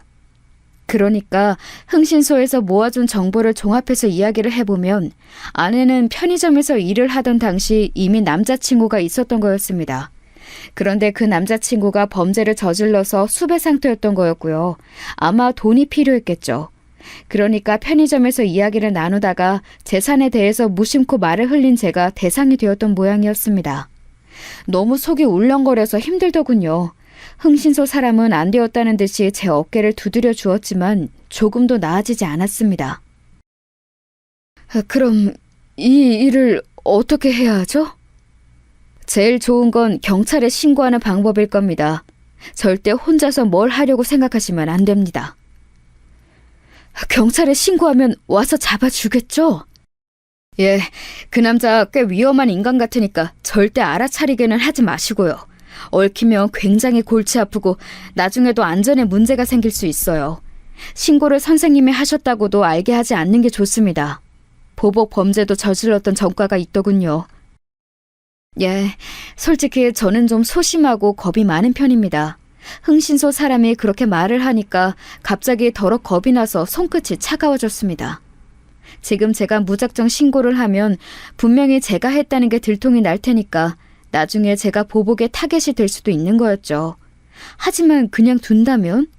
그냥 적당히 숨어 있다가 사라지지 않을까, 돈 조금 쥐어줘서 사라지라고 하면 되지 않을까 고민이 크게 되었습니다. 어떤 분들은 멍청하다고 하시겠지만 실제 범죄자가 집에 있다고 생각하면, 그리고 이게 내 일이라고 생각하면 완전히 다른 문제가 됩니다. 나중에 언제 또 제가 보복을 당할지 모르는 일이니까요. 저는 흥신소 사무실에서 나와 집으로 돌아왔습니다. 적당히 퇴근 때를 맞춰서 돌아왔더니 아내가 역시 반가운 얼굴을 내밀더군요. 이제는 그 얼굴조차 소름 끼치고 가식적으로 보여서 저는 마주하기도 싫었습니다. 하지만 아내한테 싫은 기색을 하면 바로 저 밑에 있는 사내가 올라와서 저한테 해를 끼칠 것 같아 뭐라고 하지도 못했죠. 대충 둘러대고 작은 방으로 들어가 고민하는데 정말 머리가 빠질 것 같았습니다. 아내는 제가 이상한 기색이어도 신경도 쓰지 않은 채 일 잘하라면서 방문을 꼭 닫아주기만 했어요. 아마 1층이나 지하로 내려가서 그 사이에 그전 남자친구하고 놀아나겠죠. 신고를 하되 제가 했다는 것은 알지 못하게 하는 법. 그 고민을 하느라 며칠 동안은 제대로 잠도 못 잤습니다. 그 사이에 아내는 저한테 다가와서 물어보았었죠. 오빠, 혹시 아버님 찾아뵈어야 하는 거 아닌가? 응? 응? 지금 호스피스에 계시니까 아버지가 가능하면 자식들 귀찮게 하지 말라고 하셨거든. 아, 그랬구나. 아내는 안타깝다는 듯 고개를 저었지만 저는 속이 덜컥 내려앉았습니다. 아버지가 돌아가셨다는 이야기가 나오면 분명 유산 이야기가 나올 거고, 유산이 저한테 오고 나면 어떻게 해서든 제게서 그 돈을 빼앗아서 달아나겠죠. 사실 돈만 빼앗아서 가도 다행이고 그 와중에 제가 분명히 다칠 게 뻔했습니다. 고민 끝에 그 흥신소에 다시 물어보니 남자는 제가 출근한 평일 낮 시간에 나와서 근처 가게에 가서 담배를 사가지고 온다고 하더군요. 집 앞 가게라서 저는 그 근처에 숨어서 하루 연차를 내고 살펴보고 있었습니다. 이게 무슨 짓인가 싶기는 했지만 제가 신변의 위협을 느끼고 있었으니 어쩔 수 없었죠. 진짜 한참 기다렸습니다.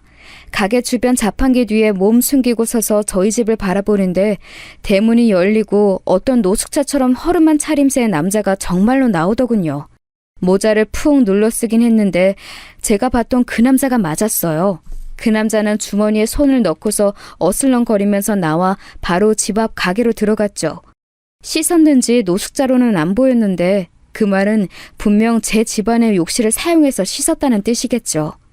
남자가 담배를 사서 다시 대문 안으로 들어간 뒤에 저는 조심스럽게 가게 안으로 들어갔습니다. 가게 주인분은 당연히 저를 알고 있었기 때문에 반갑게 저를 부르셨죠. 아니, 2층 집 아저씨 아니에요? 지금 평일에 어쩐 일로? 그게 연차 내고서 잠깐 어디 가려고요. 그러시구나. 그런데 방금 왔다 간 그 남자요. 혹시 자주 왔나요? 요새 가끔 와요. 그러고 보니까 아저씨네 집으로 들어가던데 세입자예요? 저는 당황스러워서 그냥 고개를 주걱거리고서 가게 밖으로 나왔습니다. 가게 벽에 자세히 살펴보니 수배자 명단이 붙어있긴 한데 너무 오래된 것이라 그 남자 얼굴은 없었어요. 이래서야 아무도 못 알아보는 게 당연했습니다. 모자를 쓰고 있어도 남자 체형이 어깨가 넓고 상당히 험하게 생긴 편이어서 사진만 있다면 알아볼 수 있었을 텐데도 말입니다. 어떻게 해야 할지 모르겠어서 저는 일단 그날 퇴근하고 시간을 맞춰서 집으로 들어왔습니다. 제가 침울한 기색이자 아내는 뭔가 이상하다는 듯이 천진한 얼굴로 고개를 갸웃거리면서 제 곁으로 와서 팔짱을 끼웠죠. 일부러 몸을 밀착하고서 저한테 애교를 부리는 아내의 얼굴이 예전 같으면 너무 예뻤겠지만 지금은 소름이 끼쳤습니다. 오늘도 아마 제가 나가 있는 동안 그 남자하고 살갑고 다정하게 애인다운 시간을 보냈겠죠. 그리고 저와 아버지의 재산을 빼앗아 달아날 생각만 하고 있었을 겁니다. 대체 어떤 계획을 세우고 있을지 평범한 소시민인 저로서는 상상도 하기 힘들었죠. 오빠, 혹시 무슨 일 있어요? 왜 이렇게 요즘 얼굴 보기 힘들지? 아니, 회사가 좀 바빠서. 회사? 요즘 일 많은가 보다. 그렇지 뭐. 아무래도 사정이 어려우니까 있는 사람들이 일을 더 해야 하고. 저는 자세한 말은 하고 싶지 않아서 아내에게 잡힌 팔을 빼고 싶었지만 아내는 단단하게 제 팔을 붙들고 있었습니다. 그나저나 아버님 말이야. 요즘 건강 어떠셔? 아무래도 말이 없어서 궁금해. 그게... 사실 아버지의 건강은 빠르게 안 좋아져서 임종이 임박해 있었습니다. 하지만 아내한테 그 이야기를 했다가는 바로 해코지를 당할 것 같은 긴장감이 들었죠.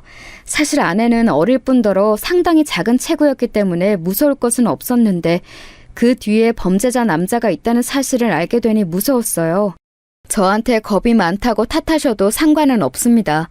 하지만 가까운 곳에 전과자에 지금 수배정인 범죄자가 있다고 하면, 심지어 그 남자가 아내가 숨겨주는 지하실에 숨어 있다고 하면 그렇게 태어날 수 있는 분은 많지 않을 거예요. 생각해보면 아내가 편의점에 일할 때부터 좀 이상한 낌새가 있기는 했습니다. 아내는 팔뚝 위쪽과 손목 부근에 작은 문신이 있었죠. 처음에 문신에 대해서 물어볼 때는 아내가 별짓 아니라는 듯이 패션 타투 스티커를 붙인 거라고 했었는데 나중에 결혼할 때가 되니까 사실 진짜 타투라고 고백하기도 했어요. 사실 뭐 여성들이 예쁘라고 작은 문신 정도 새긴 거 상관없지 않나 싶기도 했고, 사실 아내가 가느다란 팔뚝에 그렇게 새긴 문신이 제 눈에도 예뻐 보여서 정말 상관을 안 했습니다. 아내는 흡연자였는데 가느다란 손목에 문신을 한 채로 담배를 피우는 모습도 어딘가 영화 속 여배우처럼 예뻐 보였고요. 그런데 지금 와서 생각해보니 그것들이 전부 아내가 어딘가 불량한 사람이라는 사실을 알려주는 신호처럼 느껴졌습니다. 아무래도 전과자하고 사귀면서 어울리려면 비슷한 류의 사람일 수밖에 없지 않습니까? 애초에 왜 그런 것을 전부 무시하면서 결혼을 하게 되었는지 정말 속이 상하더군요. 게다가 이어진 아내의 말이 더 무서웠습니다. 오빠, 사실 아버님 돌아가시는 건 기정사실인데 우리 받는 돈이 어느 정도나 돼?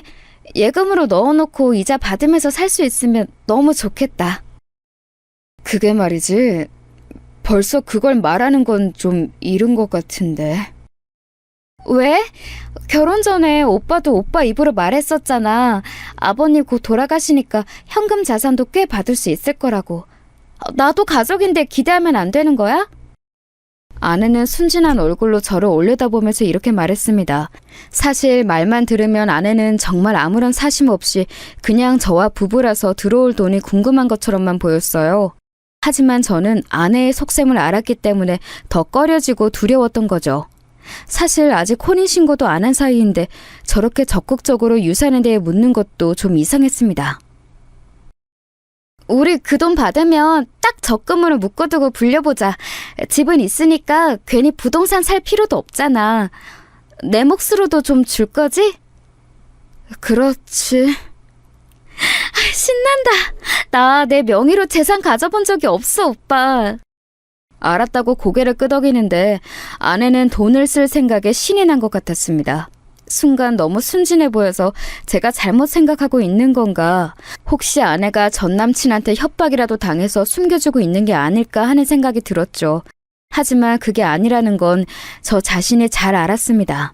아내는 그때 아주 그 남자와 끌어안고 다정한 연인처럼 굴고 있었으니까요. 어떻게 해야 할지 모르는 상태로 저는 다음 날도 출근을 했습니다. 그런데 그날 회사에서의 일을 하고 있는데 전화가 한 통 오더라고요. 누군가 하고 봤더니 처형이었습니다. 아내의 하나 있는 언니도 아내와 비슷한 분위기의 여성이었어요. 그래서 자매가 무척 닮았구나 했었죠. 제부, 잠깐 이야기할 수 있어요? 아, 네. 어쩐 일로? 별건 아니고 혹시 요즘 동생한테 무슨 일이 있나 해서 전화를 통 안 받더라고. 네? 아, 그런가요? 사실 아내의 자매는 그리 사이가 좋은 편은 아니었습니다. 서로 처녀 시절에도 상당히 자주 싸웠다고 하더라고요. 생긴 게 비슷한 만큼 취향도 비슷해서 서로 옷도 뺏어 입고 그러다가 의상하고 그런 일이 많았다고 했어요. 결혼할 때는 처형이 저를 별로 마음에 안 들어 했지만 말입니다. 좀 한심스럽게 본다고 할까요? 아무튼 굉장히 거리감을 두고 저를 대했었어요. 가끔 뭔가 비웃는 듯한 느낌도 들었고요. 별일은 없습니다만 집에서 살림 중이라 전화를 안 받을 일은 없을 텐데요. 아, 그래요? 그럼 왜 자꾸 연락을 안 하지? 혹시 제부, 이런 말 좀 이상한데 언니로서 내가 이런 말 해도 되나 모르겠지만 말이에요. 말씀하세요. 혹시 동생 근처에 요새 어슬렁대는 남자 없어요? 네? 제가 너무 놀라서 전화기를 떨어뜨릴 뻔했습니다. 차영이 그걸 어떻게 아는 건지, 혹시 뭔가 알고 있는 것인지 속이 울렁거렸어요. 제가 말을 못하고 있는 사이에 처형이 그러시더군요. 사실 이걸 저 결혼 전에 말했어야 하는데 미안해요. 동생이 굉장히 오래 사귀던 남자친구가 있었거든요. 아... 저는 심장이 가슴에서 튀어나올 것 같았습니다. 하지만 섣불리 말을 더 하지 않고 잠자코 차영의 말을 들었죠. 결혼할 때 헤어진 줄로만 알았거든. 그런데 아니더라고. 예? 그게 무슨... 제부, 너무 흥분하지 말아요. 사실 지금 그 남자친구가 좀 사정이 있어서 범죄자 신세로 쫓기고 있거든요. 그래서 혹시 동생이 그 행방을 아나 물어보려고 전화한 거예요. 당연히 아는 일이었죠. 하지만 거기서 제가 그 남자의 행방을 말하면 안 될 것 같다는 생각 때문에 저는 입을 꽉 다물었습니다. 처형은 계속해서 아내의 태도를 물어보면서 저한테 유도신문을 했어요. 처음에는 별다른 말을 하지 않다가 일부러 설득된 것처럼 슬금슬금 대답을 했죠. 혹시 동생이 뭐 수상한 행동 보인 적 없어요? 네, 수상한 행동이요? 평소랑 다르게 뭔가를 한다거나 어딜 간다거나. 생각해보니까 밤에 자꾸 일어나서 화장실에 가던데요. 가서 오래 앉아있다가 와서 좀 이상하게 여기긴 했는데. 저는 일부러 그 말을 흘렸습니다. 지금 사는 집 1층하고 지하는 비었댔죠? 네. 차영은 잠깐 말이 없더니 갑자기 급한 일이 생겼다면서 전화를 끊더군요. 혹시 이러다가 처형이 제대로 된 그 남자를 쫓아내주거나 아내한테 정신 차리라고 화를 내주는 게 아닐까 싶어서 두근거렸어요. 제 최고의 고민거리가 사라지는 거였으니까요. 그리고 처형이 이왕 이 말을 해주었으니 아내한테 추궁해서 갈라서기도 쉬울 것이었죠. 저는 퇴근하고서 그날은 일부러 야근도 하지 않은 채로 곧장 집으로 향했습니다. 혹시 처형이 와서 아내를 설득해 주었을까, 그리고 그 남자를 쫓아내 주었을까 싶어서요. 그런데 제가 집에 들어오자마자 목격한 건 정말 예상외의 일이었습니다. 제가 2층 실외 계단으로 연결된 현관문을 열고 들어가자마자 실내 계단을 타고 아래쪽에서 시끄러운 소리가 들리더라고요. 문을 닫아놨다면 안 들렸을 텐데 실내 중문이 약간 열려있던 탓에 희미하게 들려왔습니다. 저는 조금 놀라서 조심스럽게 계단을 내려가서 위쪽에서 숨어서 아래를 훔쳐보았죠. 지하도 아니고 1층 계단참에서 그 남자와 아내 그리고 차영이 서서 싸우고 있었습니다. 칼퇴하고 온터라 해도 완전히 지기 전이었어요. 어스름한 실내에서 남자는 골치 아프다는 듯이 고개를 젓고 있었고 아내와 차영이 핏대를 세운 채로 싸우고 있었죠. 야, 이 계집애야. 넌 결혼까지 했으면서 왜 아직도 얘를 붙잡고 있는 거야? 뭐라는 거야? 애초에 지금 이 결혼 자체가 돈 벌려고 그런 건데? 야, 닥쳐. 넌 다른 남자하고 같이 사는 것 자체가 이미 넘어간 거야. 그리고 너는 왜 얘한테 붙어 있는 거야? 나한테 와야지? 처형이 고래고래 소리를 질러댔습니다. 아내는 만만치 않게 핏대를 세우고 있었지만 가운데 낀 남자는 머리가 아픈 듯이 귀만 파고 있었죠. 대체 무슨 상황인지 알 도리는 없었는데 적어도 그들끼리 싸우느라 저한테 신경을 쓸 여력은 없다는 걸 알 수 있었어요. 다행이긴 했지만 도무지 무슨 일인지 알 수가 없더군요. 그러다가 갑자기 남자가 그랬어요. 야, 좀 그만해라. 사실 나도 얘네 집에 이렇게 숨어있는 거 좀 별로였어. 뭐 이런 집에 사는 새끼 돈이 얼마나 된다고 그 돈 긁어낼 때까지 기다리라는 것도 그렇고. 어머, 오빠, 어떻게 그런 말을 해? 내가 얼마나 징그러운 것도 참고 그 늙은이랑 같이 살고 있는데. 아내가 기함하면서 그렇게 외쳤습니다. 아, 지금 말하는 그 늙은이가 바로 저일 거라는 확신은 들더군요. 순간 무릎에서 힘이 빠졌지만 그래도 지금 중요한 건 사실 아내와의 사랑이나 순결한 정신이 아니었어요. 제발 저 양아치 같은 두 남녀한테서 제가 안전하게 달아날 수 있기를 바랄 뿐이었습니다. 애초에 나이 너무 어린 문신녀하고 결혼했을 때부터 뭔가 잘못된 일이었던 겁니다. 너 그냥 우리 집으로 와. 우리 집에도 숨을 곳 있어. 쟤 지금 시아버지 여전히 멀쩡하다고 하더라. 호스피스에 있는 채로 3년씩 살아있는 노인애들 얼마나 많은지 알아? 그거 계속 참고 여기서 숨어 있을 거야? 처형이 소리를 질렀습니다. 남자는 골치 아프다는 듯이 턱을 문질렀죠. 아내가 발을 굴러대더군요. 난 돈 같은 거 안 중요해. 그래도 오빠가 돈 필요하다니까 내가 이렇게 변변찮은 편의점 손님 중에서 고르고 골라서 결혼까지 한 거잖아. 얼마나 힘들었는지 알아? 그런데 지금 거의 다 됐는데 나 버리고 가겠다는 거야? 아내의 말에 저는 그제야 아 싶었습니다. 흥신소의 말과 맞춰보니 딱 퍼즐처럼 들어맞았어요. 아내, 그러니까 저 문신녀는 아버지의 유산 이야기를 듣고 저를 노렸던 겁니다. 자기 남자친구를 위해서 말이죠. 전과자니 도망가서 뭐라도 하려면 자금이 필요했을 거고 그래서 타깃이 된 게 저고요. 유달리 현금 이야기만 했던 것도 왜인지 알 것 같았습니다. 그거야 네가 알아서 한 거지 왜 나를 끌어들여? 난 그렇게 너한테 돈 달라고 한 적 없어. 지가 알아서 팔자 꼬고서는 나한테 난리야. 하지만 그 남자는 귀찮다는 듯이 말했습니다. 처형은 손을 내밀어서 그 남자를 자기 쪽으로 끌어당겼죠. 남자가 놀랍게도 처형의 손을 잡더군요. 그러니까 처형하고 먼저 사귀었던 남자였던 겁니다.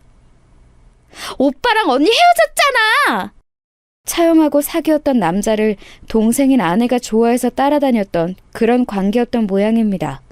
남자는 귀찮으니까 아내한테 대충 어울려줬던 거고요. 지금 태도로 보니까 남자는 아내하고 그렇게 생각보다 진한 관계는 아니었던 것으로 보였어요.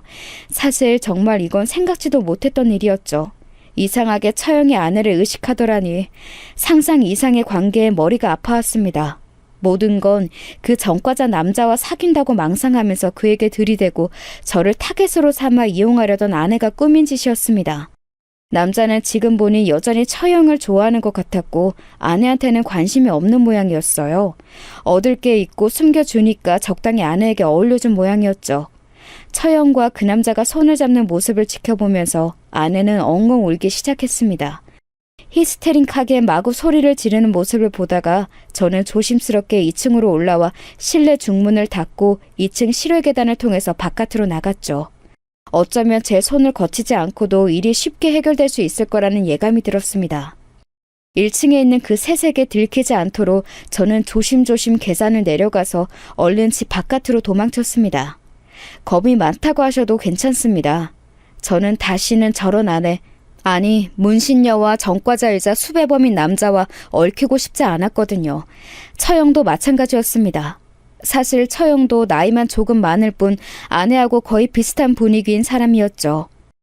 야근을 핑계로 언제나 늦게 들어갔기 때문에 저는 태연하게 야근해서 늦는다고 아내의 핸드폰으로 문자를 넣었습니다. 평소에는 아내가 그런 문자를 받으면 곧장 단문자를 했었죠.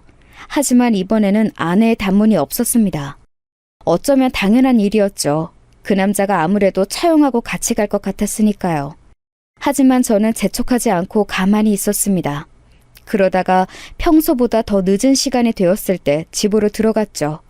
현관문을 열고 들어갔지만 2층은 불이 꺼져 있었습니다. 실내 불을 켜자마자 저는 한탄을 뱉을 수밖에 없었어요. 집안이 온통 폭풍이라도 왔다 간 듯 난리통이었거든요. 정말 엄청난 광경 속에서 저는 집안을 돌아다니면서 일단 아내를 불러봤습니다. 하지만 아무런 대답이 없었어요. 대답이 없다는 게 더 고맙고 반가운 상황이었죠. 식탁에는 갈겨 쓴 종이 쪽지 하나가 놓여 있었습니다. 나 찾지 말아요 라고 적혀있는 쪽지였죠. 그 메모를 봤을 때 제 심정 이해할 수 있으실까요? 한참 동안이나 가슴 위에 묵직하게 놓여있던 돌이 그제야 떨어져 나간 기분이었습니다. 집안을 이렇게 엉망으로 만들고서 아내는 자기 옷과 짐만 챙겨서 사라진 것 같더군요. 아마도 남자는 처형이 데리고 간 모양이고 아내는 그걸 쫓아간 것 같았죠. 참 대단한 사랑 나셨다 싶었습니다. 그래도 어쨌든 범죄자와 엮이지 않고 그대로 일이 잘 종료될 수 있었으니 천만다행이었어요. 집안은 엉망진창이었지만 저는 웃으면서 정리를 했습니다. 조심스럽게 아래로 내려가 보았지만 지하와 1층 모두 비어 있었어요. 지하에는 남자가 살았던 흔적이 있어서 좀 열받기는 했지만 그래도 이렇게 끝난 게 어디냐 싶었죠. 그렇게 끔찍하게 저를 늙은이라고 부르던 것을 생각하면 절대 돌아올 리가 없었으니까요. 일단 혼인신고를 안 했던 게 천만다행이었습니다. 그동안 아내가 했던 말을 돌이켜보면 현금 자산을 받은 뒤에 자기 명의로 돈을 뭉텅이로 빼돌릴 생각이었던 것 같았어요. 어차피 혼인신고할 건데 부부 자산이지 뭐냐, 상관없지 않느냐, 부동산은 오빠 명의로 가져라 하는 등의 말로 저를 꼬셔서요. 부동산은 처분하기도 힘들고 빼돌릴 수 없으니 유달리 현금 자산에만 집착했던 게 이제야 이해가 갔습니다. 아마도 차영과 사귀던 남자가 헤어지고 나서 아내가 쫓아다니는 걸 적당히 맞춰주며 만났고, 아니 사실 만난 건지 아니면 그냥 아내가 일방적으로 짝사랑하며 쫓아다닌 건지도 잘 모르겠습니다. 그 남자가 아무튼 범죄를 저질러서 수배자가 되어 나타나자 돈이 필요하니 저를 찍어서 결혼해 숨겨주면서 돈을 빼돌리려 했던 것이리라 추측하고 있습니다. 성공만 했다면 완벽했겠죠. 아내와 저는 아예 문서상으로도 남이었고 잘 꼬드겨서 돈만 자기 명의로 받으면 다시 볼 일도 없었을 테니까요. 하지만 다행히도 그 여자가 밤에 유달리 자주 일어나서 사라지는 걸 제가 알아챘던 거였습니다. 생각해보면 소름 끼치는 일이죠. 저는 그 길로 그 집을 팔아버리고서 아예 다른 지역으로 이사를 했고 연락처도 모두 차단했습니다. 그들이 어떻게 되든지 간에 모르겠고 다시는 보고 싶지 않았거든요. 여러분, 세상에는 정말 다양한 형태의 범죄자들이 있습니다. 범죄자까지는 아니어도 언제든 사랑하는 마음을 이용해서 등치려는 인간들이 질비하게 늘어서 있죠. 항상 조심하시길 바랍니다. 누구나 저처럼 운이 좋을 수는 없는 일이니까요.